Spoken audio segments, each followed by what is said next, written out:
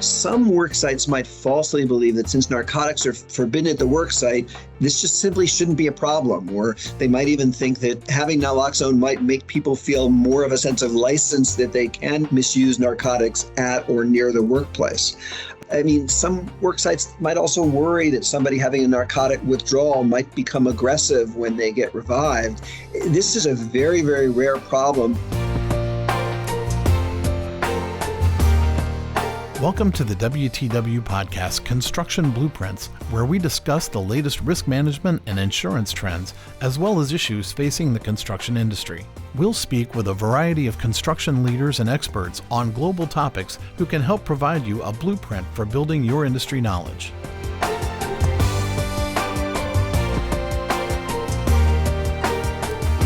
Hello and welcome to our WTW Construction Blueprints podcast. I'm John Oppenheim, WTW's Southeast Region Construction Leader, the podcast host, and I'm delighted to be joined by Jeff Levin Schurz, MD, a physician, Managing Director at WTW, and our North American Population Health Leader.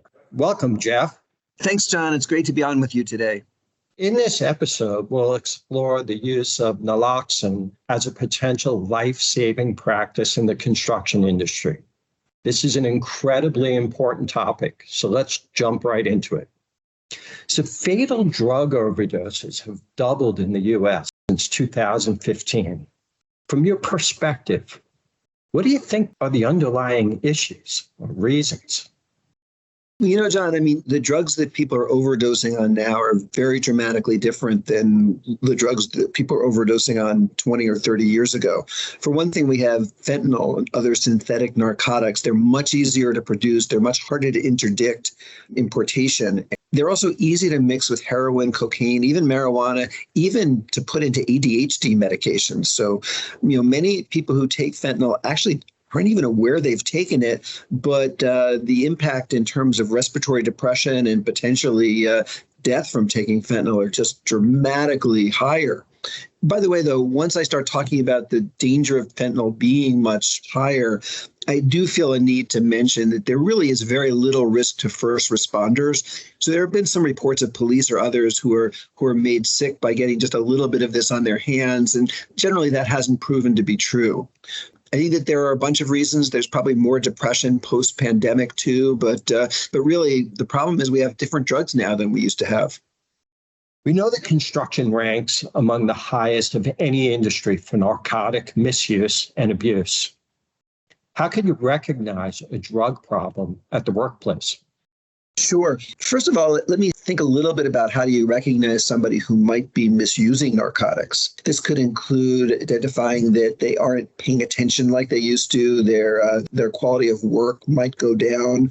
Perhaps you'll find drug paraphernalia, but more likely you won't. An overdose is when somebody really loses consciousness and their respiratory rate is depressed. So essentially, people stop breathing and they'll die if they're not treated. And there are other causes of unconsciousness other than narcotic overdoses. People can be hit in the head, whatever. But narcotic overdose is very, very common. So if people encounter somebody that's unconscious without another good explanation, they should always be treated as if they might be a narcotic overdose. If you believe someone has a drug overdose, what should you do?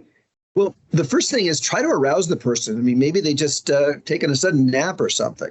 But then, assuming that there is Narcan, the generic name of it is naloxone in the first aid kit, get some. Insert the tip into the person's nose, push the plunger to discharge the medication, call 911 and stay with the person.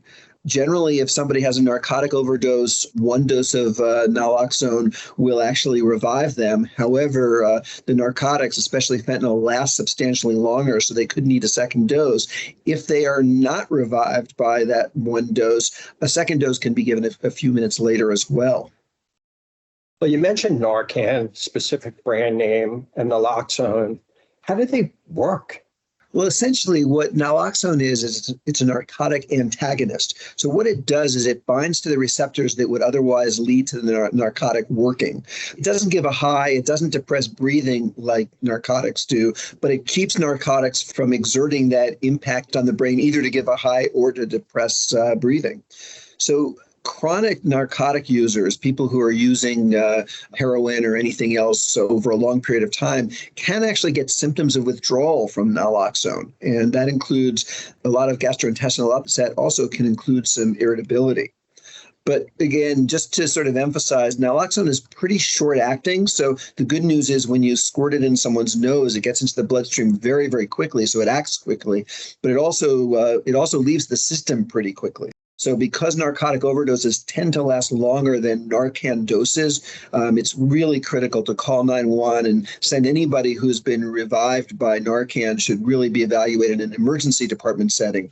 The other value of being seen in an emergency department is this way the person can also be referred for treatment for the underlying substance use disorder.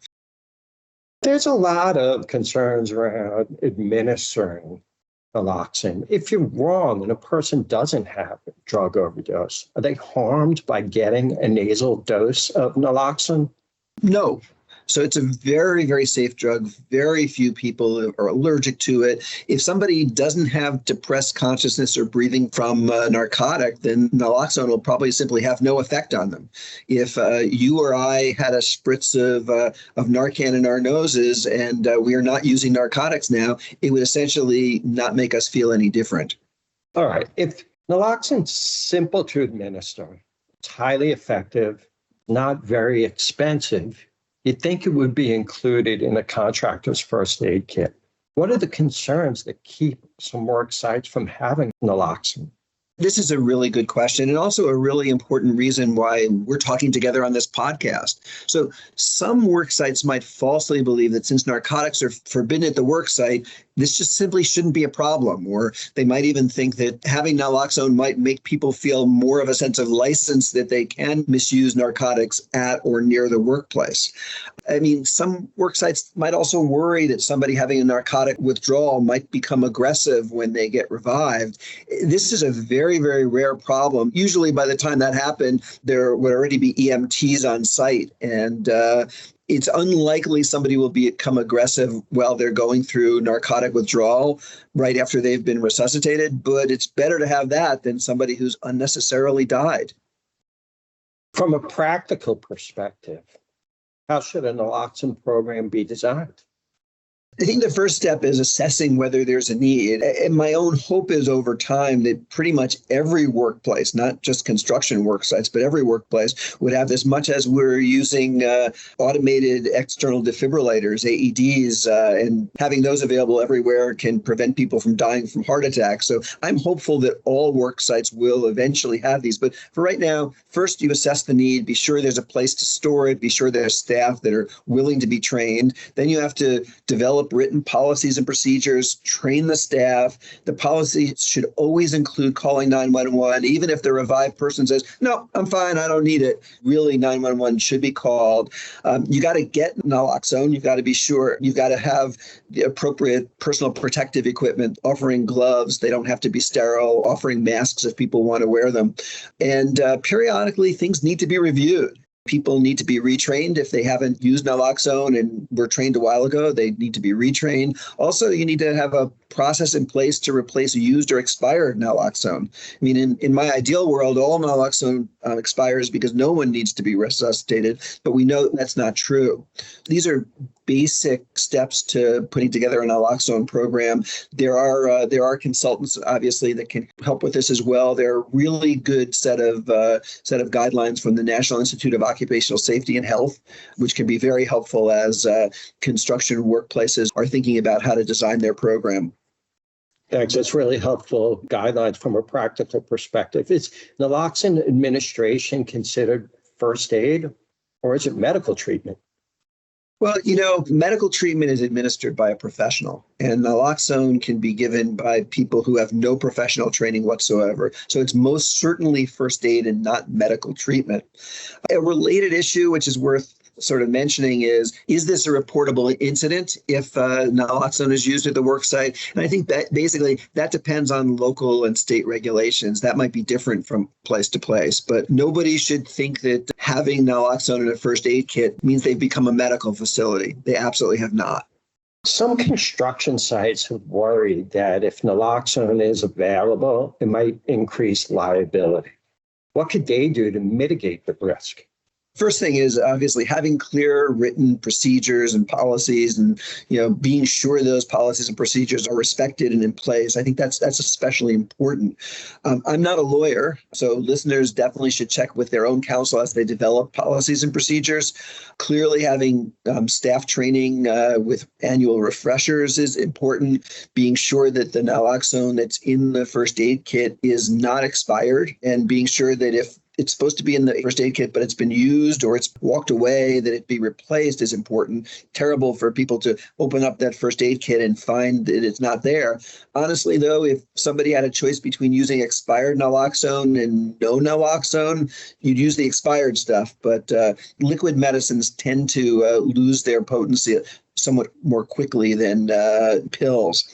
I think providing staff with appropriate personal protective equipment is important. And if you don't have naloxone, then the alternative to resuscitate somebody is to use mouth-to-mouth resuscitation, much less likely to be successful than naloxone use, and presents much larger risks to the first responder. So in a sense, I think that, liability for the workplace might actually be lower having naloxone in place. But again, with always the caveat, don't rely on me for legal advice. This is just my perspective. Thank you very much, Jeff. Any closing words? Thanks, John. So over 100,000 in the U.S. died of drug overdoses last year. Many were exceptionally young. Every one of those deaths was tragic, and many of those deaths were preventable.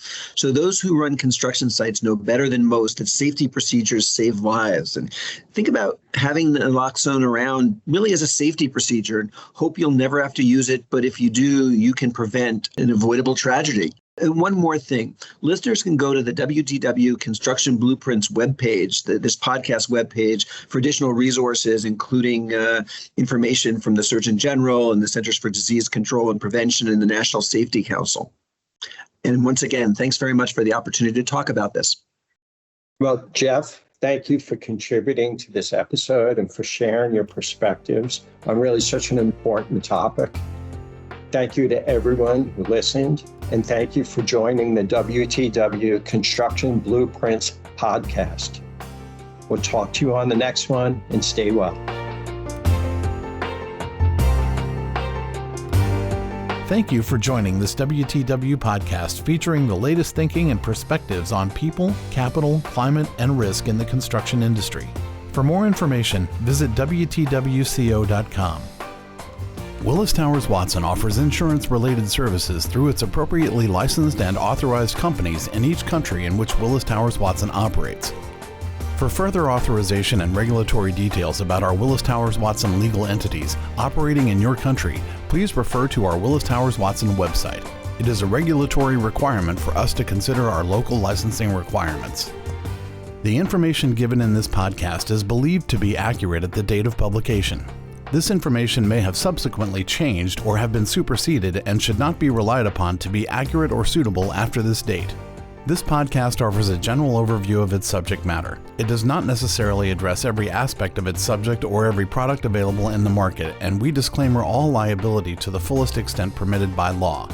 It is not intended to be and should not be used to replace specific advice relating to individual situations, and we do not offer, and this should not be seen as, legal, accounting, or tax advice. If you intend to take any action or make any decision on the basis of the content of this podcast, you should first seek specific advice from an appropriate professional. Some of the information in this podcast may be compiled from third-party sources we consider to be reliable. However, we do not guarantee and are not responsible for the accuracy of such.